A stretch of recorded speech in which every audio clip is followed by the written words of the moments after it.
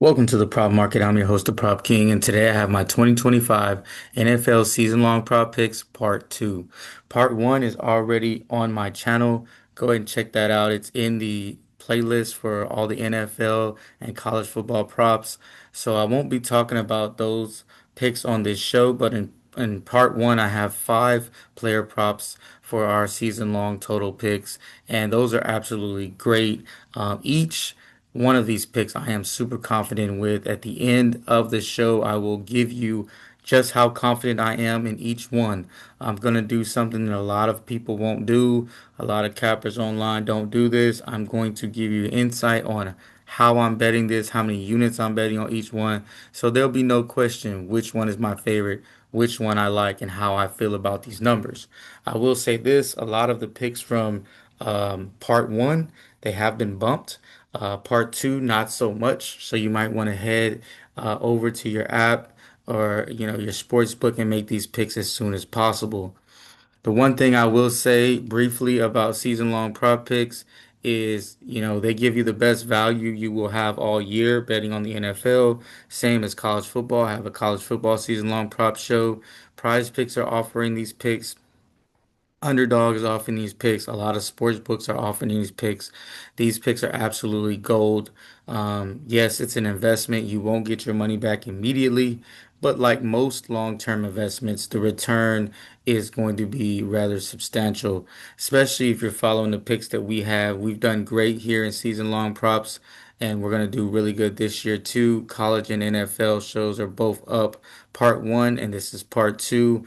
Don't want to waste too much of your more of your time. I want to get to this money and just show you I have three great picks for you today. Three great picks, and I just want to show you guys how profitable we can be together. Trust the process, as I always say. Keep what you like, leave what you don't. But let's see what we got.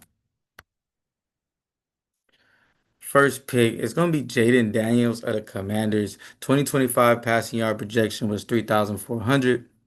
So that's how much they're projecting him to get. That's the number I got him at. 2024 passing yards is 3,568. Seeing his rookie season, he went over this number relatively easy. And usually that's not easy for rookies to do. Some important facts about Daniels: the Commanders have no running game. That's very important when you're talking about a quarterback's projected passing yards. If it's a guy that's going to be handing the ball off a lot of times, you might want to stay away from him. But the Commanders don't really have a run game, and not to mention they have a very pass happy offense. So not only do they not have a lot of running backs, they want to throw the ball. They want to, get the ball out. They're adding Debo Samuels, who should help. Possibly Terry McLaurin coming back. But even if he does not come back, they will get somebody with extreme value for him. So they're not going to leave Daniels high and dry.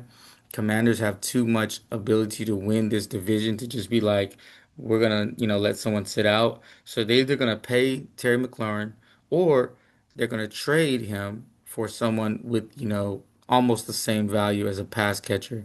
So I'm not too worried about that situation, although it's something to look into.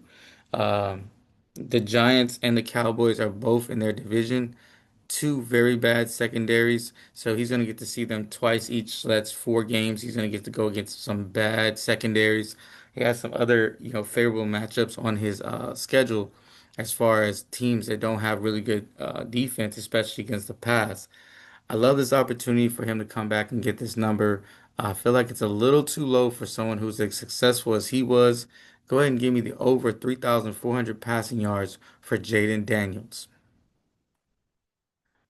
Next pick is Kyler Murray of the Cardinals. 2025 passing yard projection 3,399. 2024 passing yards 3,851. So you see he cleared that number last year. This is going to be a revenge season for him. Take it from a guy that, has heard a lot in the offseason, even in the preseason. He threw a bad pick and everybody was getting on him. This dude's super motivated. And probably more motivated than he's been in a really long time. Maybe since he was a legend in high school football, or when he did not get to play at A&M and had to transfer to Oklahoma. So, um, He went over this total 4 out of 6 seasons. So, he's hitting this at a good rate. He's hitting the over at a really high rate. Only 2 seasons he did not go over. He was injured and played 8 and 11 games. So, he's a guy that's going to go over, has a very good offensive weapons.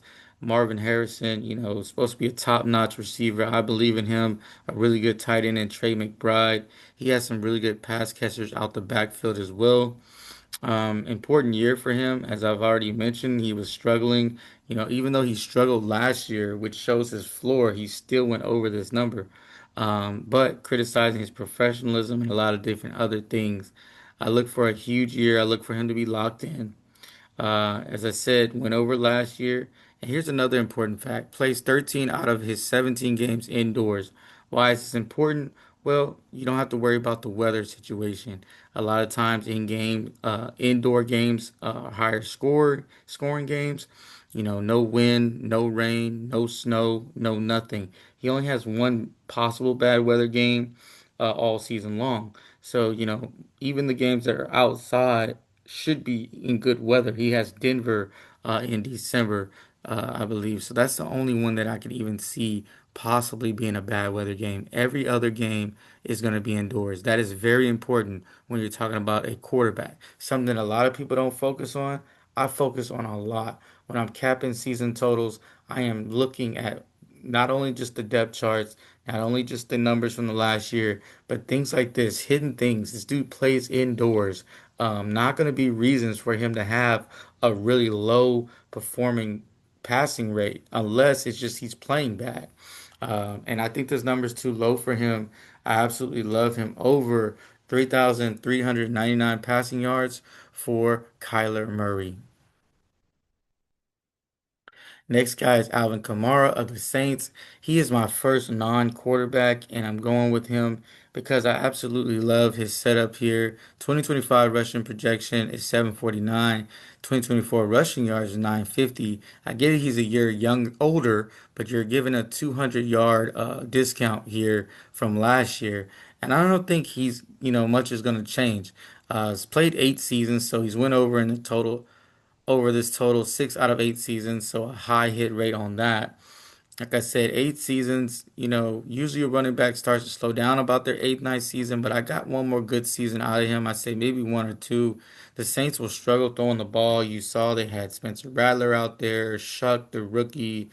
We don't know who's going to start, but just from watching that game, you can tell that Kellen Moore is definitely trying to establish the run. And when Kamara's out there, it's going to be even more of that. Kamara won't have to share reps. One of the reasons why I stay away from running backs is because most of them are like on a 60-40 split, 50-50 split with another guy. This guy should be getting about 80% of the workload. That's why they're going to probably not put him in at all during the off season because he's going to get a lot of opportunity, a lot of usage. If you talk about anybody that's not the quarterback, why do I pick quarterback so much? Well, obviously because they get the most usage because they have the ball in their hands every single play. But Alvin Kamara is going to be a guy that's actually going to get a lot of usage as well, with no other running backs to really push him. You got two rookies, but they're not going to push this guy to not or take reps from him.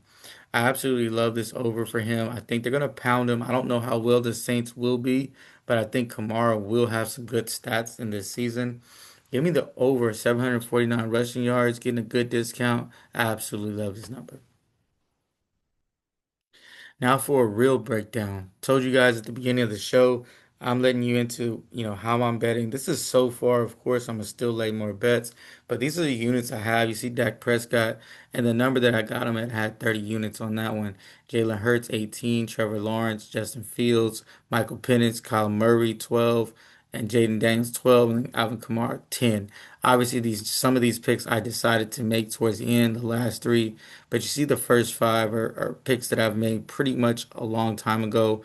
I put a lot of money into season long totals because it's just like the prop market, man. You put your money in, you get good out. Now, I do understand not everybody's bankrolls like this. I do a lot of winning throughout the year, so it allows me to put this type of money down on season long picks. But even if you're a person that is not able to do the season long picks, at least vest a little bit. Put a little sprinkle on there. It's good money, it's good opportunity. It gives you something to cheer for throughout the season too. So, it could be used as entertainment, but I don't really like the entertainment. I like the money. But for some people, it can be entertainment as well, depending on how much you're putting on it. I'm not picking my favorite players necessarily. I don't really love any of these players, to be honest, but they have some really good value on these picks. So, going with these eight guys here, you see my units bet. So obviously, if you were to ask me, oh, what's your favorite pick? It's gonna be Dak Prescott. He has a good opportunity here. Bad running game, bad defense, and a lot of weapons, and plays indoors. I mean, he's got everything to be successful. Unless the only thing he's not gonna help him not make success is gonna be an injury.